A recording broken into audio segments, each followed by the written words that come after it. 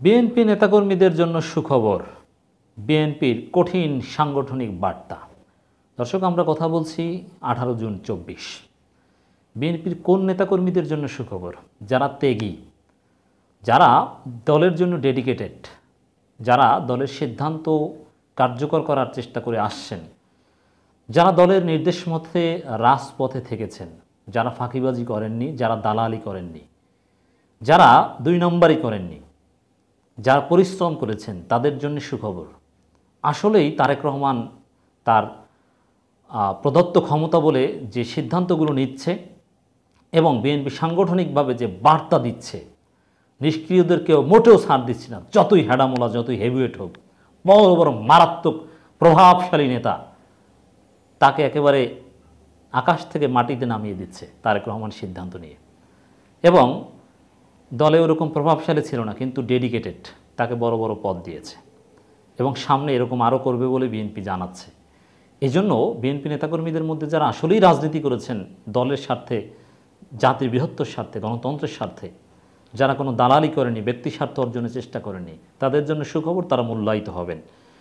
তো এরকমই একটা রিপোর্ট আমরা বিশ্লেষণ করব দর্শক। বড় রদবদলে বিএনপি দিল কঠোর বার্তা, ছাড় পাবে না নিষ্ক্রিয়রা। এই যে বিএনপির রদবদল নিয়ে তোলপাড়, এই রদবদলের মধ্যে দিয়ে একটা কঠিন বার্তা দেওয়া হয়েছে এবং নিষ্ক্রিয়দের কাউকে ছাড় দেওয়া হবে না, এই কথাটা আমরা বারবার, শুধু নিষ্ক্রিয় না, সক্রিয়দের মধ্যেও যারা ভারতের দালাল, তাদেরকেও ছাড় দিচ্ছে না, ছাড় দেওয়া যাবে না। আর ভারতের দালাল মানেই নিষ্ক্রিয়, তারা শর্টকাটে পর্দার অন্তরালে অন্যভাবে ক্ষমতায় আসার চেষ্টা বা অন্য কেউ তাদেরকে জিতিয়ে দেবে, এরকম একটা মানসিকতা ছিল, এই কারণে তারা সক্রিয় ছিল না। ভারতের দালাল মানে সরকারের দালাল, ভারতের দালাল মানে নিষ্ক্রিয়, ফাঁকা মাঠে গোল দেওয়ার চেষ্টা, বুঝতে পেরেছেন? তারা এখন শাস্তির মুখোমুখি হচ্ছে। এটা অবশ্যই বিএনপি নেতাকর্মীদের জন্য ইতিবাচক। নতুন করে সরকার বিরোধী আন্দোলন গড়ে তোলার লক্ষ্যে সংগঠন ঢেলে সাজানোর উদ্যোগ নিয়েছে বিএনপি। এ লক্ষ্যে সাংগঠনিক কঠোর ব্যবস্থা গ্রহণ করছে দলটির হাইকমান্ড। এ প্রক্রিয়ায় বিগত আন্দোলনে রাজপথে প্রত্যাশিত ভূমিকা রাখতে না পারা দলের অঙ্গ ও সহযোগী সংগঠন কিংবা গুরুত্বপূর্ণ নেতা কেউই ছাড় পাবেন না। যত বড় নেতা, মির্জা ফখরুলকেও ছাড় দেওয়া হবে না, আমরা নিশ্চিত জেনে বলছি। মির্জা ফখরুল অনেকের কাছে হিরো, হ্যাঁ, তার আন্তরিকতা, তিনি ভদ্রলোক, মেধাবী লোক, সব ঠিক আছে, কিন্তু তার ভারত প্রেম তাকে ডুবাবে, তাকে শাস্তি পেতে হবে, দলের মহাসচিব পদ ছাড়তে হবে। যদিও এটাকে শাস্তি বলতে কেউ সে রাজি হবেন না, কারণ বলবেন যে বয়স হয়েছে, আর কতদিন থাকবেন একই পদে, কথা ওগুলোও ঠিক, আবার শাস্তি এটাও ঠিক। শাস্তি তিনি এখনও পাবেন। আর তারপন্থী লোকজন ধীরে ধীরে নিষ্ক্রিয় হয়ে যাচ্ছে, মানে দলের গুরুত্বপূর্ণ পদ থেকে তাদেরকে ডিমোট করা হচ্ছে, ফখরুলপন্থী লোকদেরকে।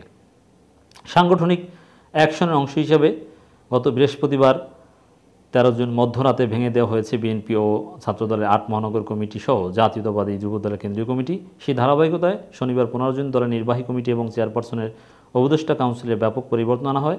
45 নেতাকে নানান পদে দায়িত্ব দেওয়া হয়েছে। একই সঙ্গে কূটনৈতিক ব্যর্থতা কাটাতে দলের আন্তর্জাতিক সম্পর্ক বিষয়ক কমিটিকে বদল করে গঠন করা হয়েছে নতুন 2টি কমিটি। সেখানে পশ্চিমাপন্থীদেরকে একটু সামনে আনা হয়েছে, ভারতপন্থী অনেকে থাকলেও তাদেরকে নিচে নামিয়ে দেওয়া হয়েছে। এটাও ইতিবাচক, এটাও দেশপ্রেমিক বিএনপি নেতাকর্মীদের জন্য সুখবর।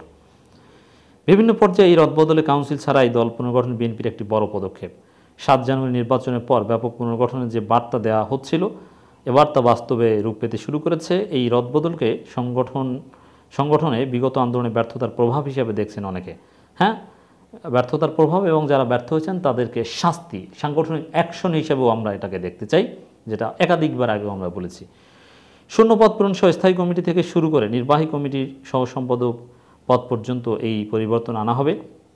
সেক্ষেত্রে স্থায়ী কমিটির 2-1 জনকে চেয়ারপারসন উপদেষ্টা কাউন্সিলে নেওয়া হতে পারে, ডিমোশন। স্থায়ী কমিটি থেকে চেয়ারপারসনের উপদেষ্টা কাউন্সিলে নেওয়া মানে ডিমোশন। এমনকি যুগ্ম সাধারণ সম্পাদক থেকে চেয়ারপারসন উপদেষ্টা কাউন্সিলে নেওয়াও এক ধরনের ডিমোশন। চেয়ারপারসন উপদেষ্টা কাউন্সিল ওটা নাম সর্বস্ব পদ, ওটার কোনো এক্সিকিউটিভ পদ, কাজ নাই। সব মিলিয়ে 2 শতাধিক পদে আসতে পারে রদবদল। জানতে চাওয়া হলে বিএনপি স্থায়ী কমিটির সদস্য গয়েশ্বর চন্দ্র রায় বলেন, কমিটি পুনর্গঠন একটি চলমান প্রক্রিয়া। সাংগঠনিক প্রয়োজনে দল বিভিন্ন সময়ে শূন্য পদ পূরণ, ছোটোখাটো রদবদল করা হয়, এবারও সেটা করা হয়েছে। সংগঠন এতে দলের ভালোই হবে, এতে করে আগামী সংগঠন আরও সুসংগত গতিশীল হবে। রাইট, ডেফিনেটলি এর একটা ইতিবাচক প্রভাব পড়বে। তারপরও আমরা আগেও বলেছি, আবারও বলবো যে কাউন্সিলের মাধ্যমে করলে ভালো হতো। এই বিবৃতি বিবৃতি খেলা কার্যকর কোনো ফল দেয় না, যদিও ভারতপন্থীদের সরানো এবং দেশপ্রেমিকদেরকে সামনে আনার ইতিবাচক ফল অবশ্যই পাবে বিএনপি। এক প্রশ্নের জবাবে তিনি বলেন, সংগঠনের প্রত্যেকের একটি জবাবদিহিতা থাকে, যাকে যে দায়িত্ব দেওয়া হয় তিনি সেটা সঠিকভাবে পালন না করলে সেক্ষেত্রে সেটা রিপ্লেসমেন্ট মাস্ট। সেটাই হয়েছে। মোয়াজ্জেম হোসেন আলা, জহিরুদ্দিন স্বপন এদেরকে সরানো হয়েছে। সিনিয়র যুগ্ম মহাসচিব রুহুল কবির রিজভী বলেন, দলের নির্বাহী কমিটিতে কিছু শূন্য পদ পূরণ এবং কিছু পদে সমন্বয় করা হয়েছে। চেয়ারপারসন উপদেষ্টা পরিষদও কয়েকজনকে মনোনয়ন দেওয়া হয়েছে। দল হাইকমান্ডের নির্দেশে এই পদায়ন করা হয়েছে। কাউন্সিল ছাড়াই কেন্দ্রীয় কমিটিতে বড় রদবদল, এটা নিয়ে প্রশ্ন উঠছে, বিএনপির ভেতর থেকে অনেকে প্রশ্ন তুলছেন। তারপরও এটা ভালো। যাই হোক দর্শক, বিএনপির এই রদবদল এটা একটা বার্তা। এই বার্তা অনেকের জন্য সুখবর, অনেকের জন্য দুঃসংবাদ।